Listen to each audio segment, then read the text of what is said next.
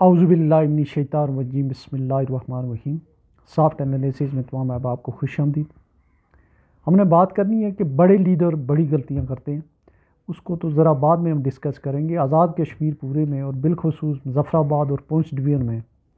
مہنگی بجلی کے خلاف اور بجلی کی جو ایکسیسو بلنگ ہے اس کے خلاف تقریباً مہینے سے زیادہ ہو گیا۔ مختلف شہروں اور قصبوں میں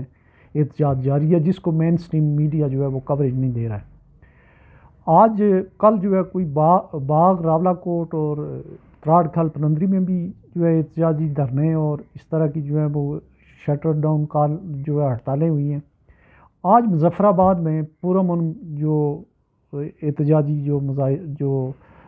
دھرنا دیا ہوا تھا ہمارے یہاں کی لوکل ٹریڈر ایسوسی ایشن نے، ان کے اوپر بغیر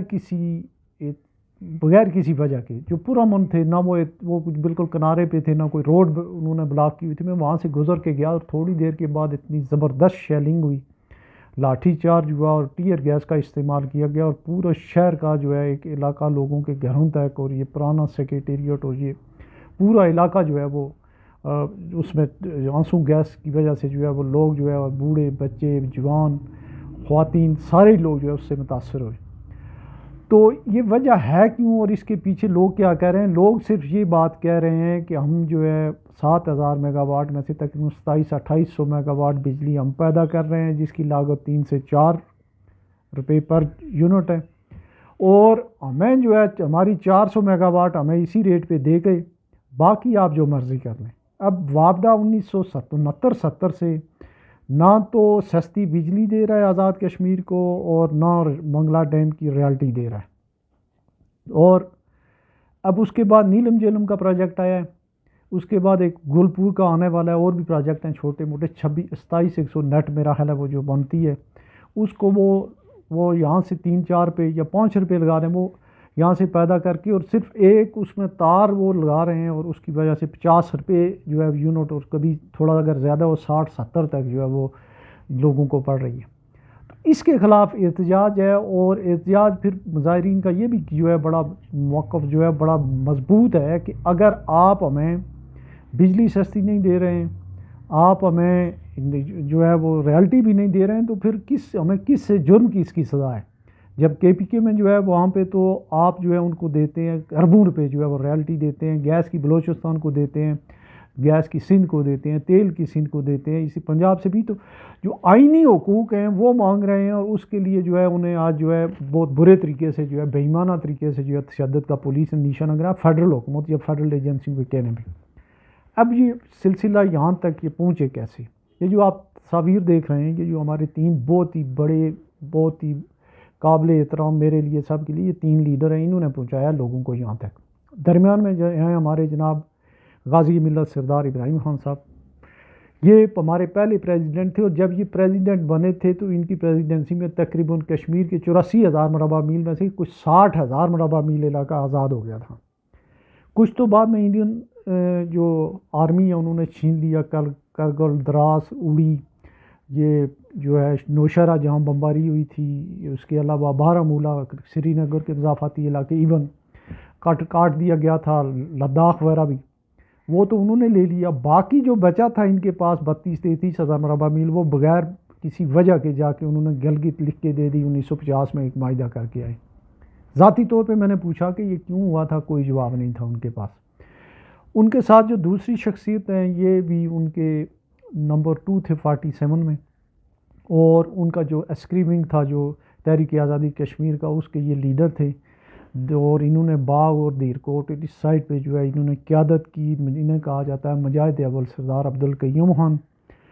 یہ دونوں احباب جو ہیں، یہ کشمیر بنے گا پاکستان ایک سے ایک بڑھ کے، اور یہ جو ہے انہوں نے بہت زیادہ عرصہ انہوں نے ہی حکومت کی، اور یہ کوئی بات اس کے علاوہ سننے کے لیے تو تیار نہیں تھے۔ اور خاص کر سردار ابراہیم خان صاحب سے جو ہے وہ غازی ملت جو ہے ان سے تو لوگ پوچھ بھی لیتے تھے، چیزیں وہ بتا بھی دیتے تھے۔ سردار قیوم صاحب سے تو اگر کوئی بندہ حق حقوق کی بات کرے تو اس کو تو وہ کرتے تھے بے عزت، کہتے تھے میں بین الاقوامی لیڈر ہوں، مسئلہ کشمیر کا حل کروں، یا آپ کی یہ چھوٹی چھوٹی چیزیں جو ہے ٹوٹی اور یہ بجلی اور یہ چیزیں، تو وہ کہتے تھے ہمیں ان کی ضرورت ہی نہیں ہے۔ لیکن یہ نہ کرتے ہوئے بھی انہوں نے 3-3 4-4 دفعہ جو ہے حکومتیں کی، اور کسی ایک فورم کے اوپر آزاد کشمیر کے عوام کے حقوق کے لیے کوئی بات نہ کر سکے، اور نہ کوئی انہوں نے کوئی ایسا کوئی ڈاکومنٹ بنا سکے، اور نہ کوئی عوامی جو مفادات عامہ کے لیے کوئی ایسی ایم او یو سائن کر سکے یا کوئی پالیسی دے سکے کہ لوگوں کو جس کے یہ دن نہ دیکھنا پڑتے۔ کے ایچ خورشید جو ہیں وہ قائد اعظم کے پرائیویٹ سیکرٹری رہے، ڈکٹیٹر ایوب خان کے زمانے میں وہ یہاں پہ صدر بنائے گئے، پھر ایک الیکشن ہوا، وہ الیکشن جیتے۔ ان کا ان سے تھوڑا سا مختلف سٹانس تھا جی کہ آزاد کشمیر کی گورنمنٹ کو مہاراجہ کی جانشین حکومت تسلیم کیا جائے۔ وہ تو مختصراً یہ کہ یہ تینوں بڑے ہمارے جو لیڈر تھے، یہ بجائے اس کے کہ کوئی اپنے عوام کے لیے کوئی حقوق کی بات کرتے جیسے دوسرے پروونسز کرتے ہیں، تو انہوں نے جو ہے نعرے اپنے اپنے نعروں پہ یہ قائم رہے، اور مہاراجہ کی جو کھربوں روپے کی جو پراپرٹی تھی اس سے دستبردار ہوئے۔ وہ جو ہمارا میرپور کا پورا شہر جو ہے ڈوب گیا، اس کے لوگ ابھی تک جو ہے وہ دربدر ہیں۔ منگلا ڈیم کی پراپرٹی جو رائلٹی سے دستبردار ہوئے،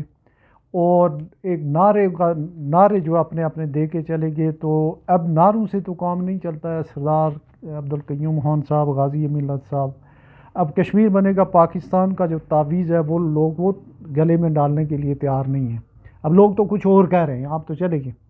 یہی حال جو ہے کے ایچ خورشید صاحب کا بھی ہے، ان کا بھی نعرہ جو ہے وہ عوامی مفاد کے لیے جو ہے وہ کسی کام نہ آیا، اور اپنے دور میں وہ بھی کوئی اس بارے میں پالیسی نہ بنا سکے۔ اب پھر اس سے ظلم ستم والا ستم یہ کہ 1974 میں ان تینوں احباب نے ایک متفقہ جو ہے، سردار قیوم صاحب جو ہے وہ پریزیڈنٹ تھے، یہ دونوں اپوزیشن میں تھے، انہوں نے 1974 کا ایک آئین دیا۔ آئین میں انہوں نے تمام تر جو مالی اور ایڈمنسٹریٹو وسائل سے دستبرداری کا اعلان کر کے انہوں نے کہا ہم کوئی ادارہ نہیں بنائیں گے، کچھ نہیں کریں گے، اور سب سے بڑا ظلم یہ کیا کہ ٹیکس ڈیلی کی بیس پہ یہاں سے جمع کر کے تو وہ جو ہے وہ کشمیر کونسل کو جو ہے کہ وزارت امور کشمیر کو بھیجتے تھے۔ اب یہ سنی سنائی بات نہیں ہے، یہ میں خود کئی دہائیوں تک کرتا رہا ہوں، خود جو ہے وہ میں کریڈٹ کرتا رہا ہوں، اور اس کے بعد یہ ناک رگڑ کے اس کا جو 30-40% ان کو گرانٹ کی شکل میں واپس آتا تھا۔ تو یہ تو بڑے لوگوں کی بڑی غلطیاں، اور اس کا نتیجہ ان کی نسلیں اب بھگت رہی ہیں کہ یہ جو گورنمنٹ ہے اس کو جو ہے وہ ایک چوہان ہے، وہ جو فیضل حسن چوہان نے کہا تھا کہ ایک صوبیدار کی جو ہے کال کی مار نہیں ہے یہ گورنمنٹ۔ تو یہ جو ہمارے موجودہ پرائم منسٹر ہیں، انہوں نے بڑی اچھی بات کہی تھی، انہوں نے کہا تھا ایک سینٹ کی قائمہ کمیٹی میں کہ شاید میری آخری نسل ہے جو پاکستان کے ساتھ جن کی لائلٹی ہے یا جو وہ کر رہے ہیں، بعد میں ایسا شاید نہ ہو سکے۔ پھر ابھی جو ان تینوں احباب نے، جو تینوں بڑے لیڈر ہیں، ان کے زمانے میں کوئی تعمیر و ترقی کا قابل ذکر کام نہیں ہوا۔ اگر آپ کہتے ہیں یہاں پہ 4-5 یونیورسٹیاں، وہ ان میں سے کسی ایک نے بھی نہیں بنائی ہے۔ 3-4 میڈیکل کالج، یہ میڈیکل کالج اور یونیورسٹیاں یہ تو پیپلز پارٹی کی گورنمنٹ بنا گئی، زرداری صاحب اور یہ چودھری مجید وغیرہ اور لطیف اکبر صاحب وغیرہ، یہ ان لوگوں نے بنائی۔ باقی جو بات کی بات ہے وہ اب یہ ہوئی جناب کہ ان کا 1974 سے لے کے 2017-18 تک 17 تک یہاں سے جو ریونیو اکٹھا کر کے جیسے بھتہ ہوتا ہے اس صورت میں جو ہے وہ لے جایا جاتا تھا، اور وہاں پہ جو ہے وہ خرچی وہ عیاشی کرتی تھی وزارت امور کشمیر والے اور یہ سارے۔ پھر یہ جو تصویر ایک اور آپ دیکھ رہے ہیں، اور یہ راجہ فاروق حیدر صاحب کی جو نچلی سائڈ پہ ہے، اس بندے نے جو ہے 2 باتیں کی۔ ایک پہلی بات یہ کی کہ اس نے شاہد راجہ صاحب نے شاہد خاقان عباسی سے مل کے انہوں نے کہا کہ کم از کم یہ تو ختم کریں۔ کشمیر کونسل انہوں نے ختم کرائی، تو یہ جو اس کے بعد ان کو آزاد کشمیر کی جو نااہل انتظامیہ، نااہل بیوروکریسی اور نااہل ایک بہت بڑی 1.5 لاکھ یا 1,40,000 کے جو ملازمین ہیں، ان کو جو پینشن اور تنخواہیں مل رہی ہیں وہ اس بجٹ سے مل رہی ہیں جو انکم ٹیکس اکٹھا ہو رہا ہے۔ پچھلے سال بھی میرا خیال ہے کوئی 50 ارب کے قریب اکٹھا ہوا ہے یہ، اور 2.5 ضلع ہیں، اور اس کے اوپر جو ہے اتنی بڑی بیوروکریسی مسلط ہے کہ جو شاید ہی دنیا میں کہیں ہو۔